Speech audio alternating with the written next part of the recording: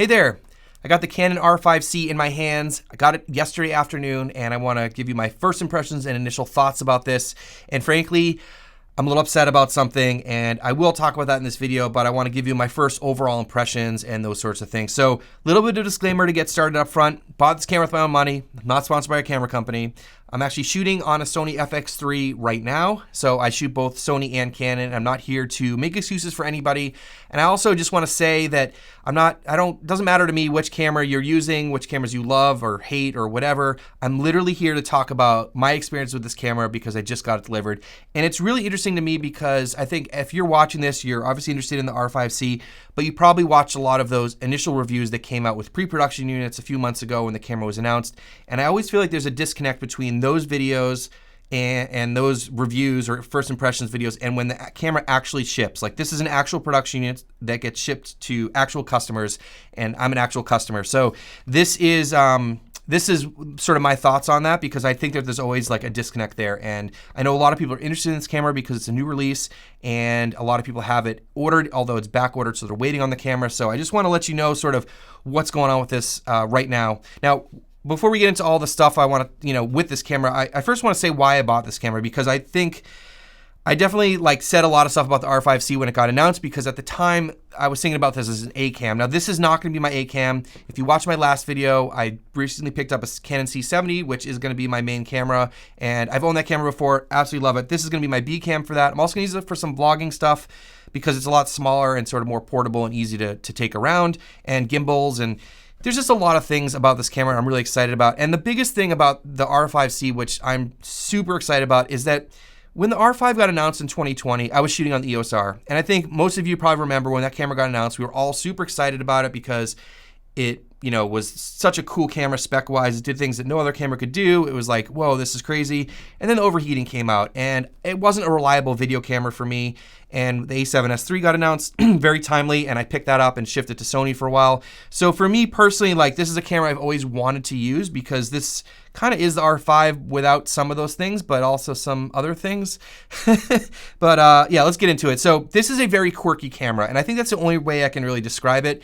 It's just a quirky camera. They took a kind of an interesting camera and made it even more interesting. So physically, let's talk about that first. So I think when I looked at photos of this, videos of this, it looked like a really chunky camera. And I have to say, now that I'm holding it, it really isn't. And most of you know that it's an R5 with a fan on the back, and this little area in the back protrudes. And, I think it just looks chunkier in, on video and stuff. This EVF is extended so it goes past the fan area. But when you're holding the camera, it feels like an R5. It really does. It's not, I don't know what the actual weights are, but it doesn't really feel like a heavy camera. You don't really notice the part on the back. When you're holding it in the grip, it feels like a great Canon camera, really nice grip. Tons of buttons that you can customize, which is great, especially when you're doing video. There's a lot of things you want to quickly toggle on and off and those sorts of things. The screen is great, really solid hinge. I know the R5 screen is fantastic because I've used it before. I think it's the same screen. Overall, it feels great. As I said, it's not super heavy. It doesn't feel like a big camera, even though it looks big. And I think I just wanted to make sure I pointed that out. So the things I'm most excited about this camera, and I'll talk about things I'm not excited about this camera, and then my issues. So the things I'm excited, the biggest thing is obviously image quality. I love that 8K oversample. But one thing I absolutely love, as being someone who does almost all video and very little photo, is that this camera, as you know, has this switch that you can change it from photo to video mode. And when it goes into video mode, it uses the cinema ecosystem, the cinema menus and operating system and all that stuff. Now, I love that. I really love that on the C70. I've also on the C100 Mark II and the C200. And even on Sony, I prefer their cinema menu as well, because it's really just geared towards video, and I love that. So there's a couple things I love, which are also on the C70, but you can quickly toggle on and off all of your assist tools, which is fantastic. It's just awesome. I mean, things like false color and waveform are things that I absolutely love and use on a regular basis. So having those built in to this little camera just makes my life so much easier, especially as a B cam to my C70, because they operate exactly the same. Another thing I'm really excited about is the XF AVC codec. And the R5 only had the MP4 codec. The XAVC is the same one, I believe, is in the C70, and it's awesome. So there's a lot of things I'm really excited about with this camera. I am not an 8K person. That's not why I bought this camera. I really love that 8K oversample, just like I did with the A7 IV with the 7K oversample. I think it makes a really cool image and a lot of detail, and it looks really, really cool. All right, so what are some things that I knew coming into this that I was not gonna be happy about? Well, first of all, this doesn't have C-Log 2, only has C-Log 3, and if you don't know that, C-Log 2 has the most dynamic range. It's sort of like the S-Log 3 of the Canon world. So I knew that. I knew it was gonna have less dynamic range. I think there's some talks about it having slightly more dynamic range than the R5. I'm not sure. I don't have an R5 to test it against, but I guess if you're shooting in RAW, you might be able to squeeze out a little more dynamic range, but really not my workflow. One negative, which a lot of people have been talking about, is the battery life. I think you're probably gonna get about an hour. I haven't tested it yet, and I'll talk about that why in a second. But the battery, it's gonna chew through batteries. Now this uses the standard LPE6NH batteries that's in like every Canon camera, and this just doesn't seem like the right balance here. So I think there's a lot of people taking this camera and putting batteries on them and rigging them out and stuff like that, which is unfortunate because I think this camera is supposed to be pretty small.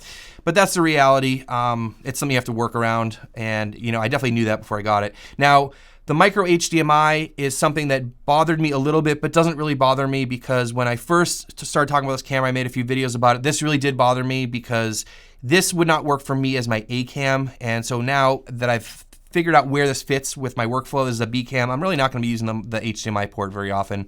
The autofocus in this camera is better than the C70, and I think there was a lot of question marks about it, but it does have eye detect autofocus versus the C70 that's just face, so it feels a little bit stickier. Again, haven't really tested it very much, and I will get into the reasons why I'm not including footage and stuff in this video in a few minutes.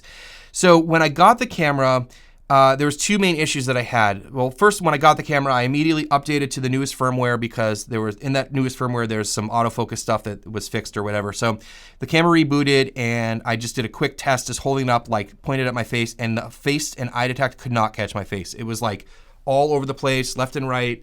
It just would not lock onto me whatsoever. And I had another issue too, and this is the one issue I want to talk about, and I'll explain both the autofocus and the noise thing. So here's the noise issue. Well, first of all, you guys know that it has a fan. I mean, that's like the main feature of the R5C is that it has a fan. Now, it makes a little bit of noise, but it's not bad. Like, I don't know if it would really pick up in a microphone. But one thing I noticed as soon as I had it running and I picked up the camera is that something's up with the fan. And let me try to demo this to you. But when I move the camera, it makes noise.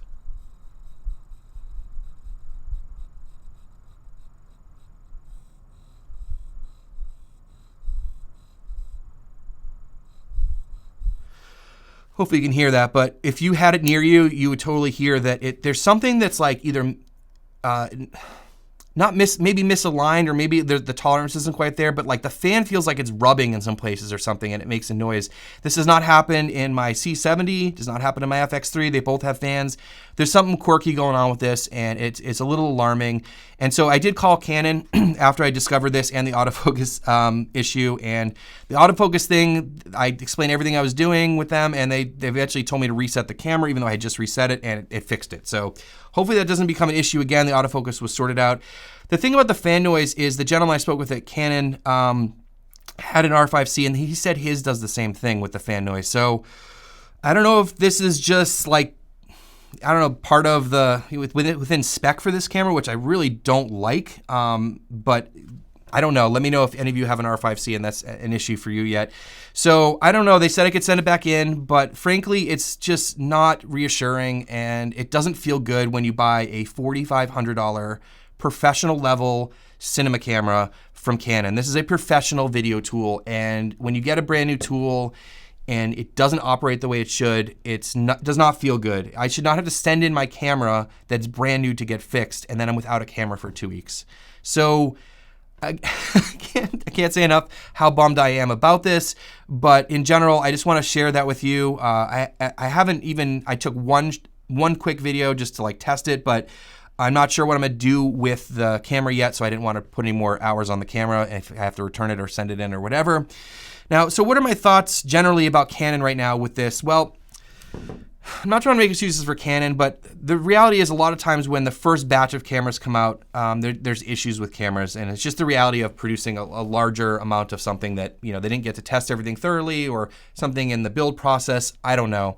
Again, not making excuses for Canon here, but what I've noticed about their last few releases that's troublesome for me, the R5 with overheating, which we all know about. The Canon C70 had the LCD screen hinge that was loose and started really falling apart with the earlier releases of that camera. They fixed, I had one that did that. I sent it in, they fixed it for free. It came back great. The C70 I just bought is fine. So they obviously fixed whatever was wrong with that in their production. And then this, it's just these like, you know, build quality issues that just, especially on professional level cameras, it's just not cool. So that's the reality of what I have so far with this camera. I'm really not sure what I'm gonna do yet. I gotta think about it, and hopefully maybe I'll hear back from the guy at Canon if he figured anything out. But who this camera's for, I think it's gonna vary a lot. I'll probably get into that in a future video. And in terms of future videos, I really hope to run the gamut on this camera in terms of its own specs and performance, but also put it up against my C70 and FX3, which I think are the two closest competitors and similar cameras to this. I'm really excited to use this, as I mentioned before. I'm really upset about this right now. I know this may not seem like a big deal for a lot of you guys out there, but something's not right, and this is a brand new camera. So anyways, just want to share my first impressions and thoughts with you. If you are looking to pick one of these up, I have a feeling that this will get sorted out in future generations as maybe more people have complaints about them. Not sure. If you enjoyed this, consider hitting subscribe. It'd be greatly appreciated. Thanks for watching, and we'll see you in the next one.